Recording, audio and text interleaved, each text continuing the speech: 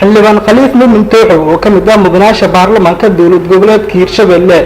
ayaa waxa uu ka hadlay dagaal beeleedka iminka ka soo cusboonaaday deegaanka buurdheere oo ka mid ah deegaanada hoostaga degmada Cadalle ee gobolka Shabeellaha Dhexe waxaana xildhibaanku uu sheegay in beelaha walaalaha ee dirirta u dhaxayso inuu ka rajeynayo in dagaalkaasi si shuruud la'aan ah ay u joojiyaan. bismillaahi raxmaani raxiim alxamdulillaahi rabbil caalamiin wasalaatu wasalaamu calaa rasuulillah adma bacd horta marka hore waxaan tacsi iyo baaq nabadeed oo wada socdo u dirayaa dadka walaalaha ah oo ku dagaalamaya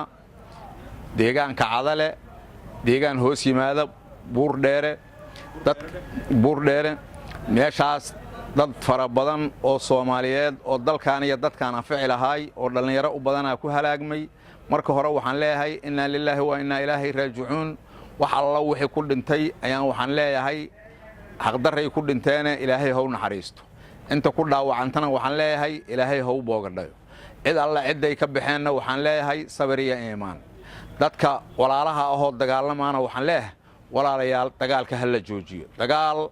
waxba lagama gaaro guul lagama gaaro qabiilna kala ma adkaado maalin walba waa dhibaato taagan waxaan leeyahay dagaalkaas hal la joojiyo shuruud la'aan hal la joojiyo dagaal wiila ku dhintay wiil kuma dhashay dagaalka hal la joojiyo aan ciil beelo ciilay leedahay waxaan codsanayaa dagaalkaas in la joojiyo shuruud la'aan la joojiyo haddaanu nahay xildhibaano anoo ku hadlaya magacayga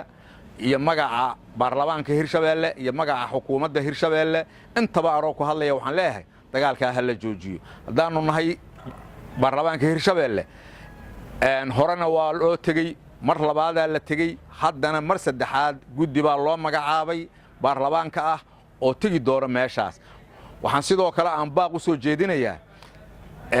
dadka aqliga iyo aqoonta u saaxiibka iyo haddii alla ku raahay ay ka mid yahay imaamka ugaaska culamaa diinka nabadoonnada siyaasiyiinta waxgaradka dhammaan ururada haweenka dhalinyarada cid kasta oo ka qayb qaadan karta inay ka qayb qaadato dagaalka in la joojiyo cod dheer baan ku leenahay dagaalka in la joojiyo waxaanu codsanaynaa dagaalka shuruud la'aan in la joojiyo cid kasta oo ay qusaysaana ay ka qayb qaadato sidii dagaalka loo jooji lahay inna lillahi wa inna ilaahi raaji'uun waxaan soo jeedinaynaa dagaalkaas inaanu dib dambe oo noogu soo noqon waana tegaynaa meesha si aan xodogaal ugu noqonno wax alla waxa la isku haysto halkaasna ay ku dhamaadaan.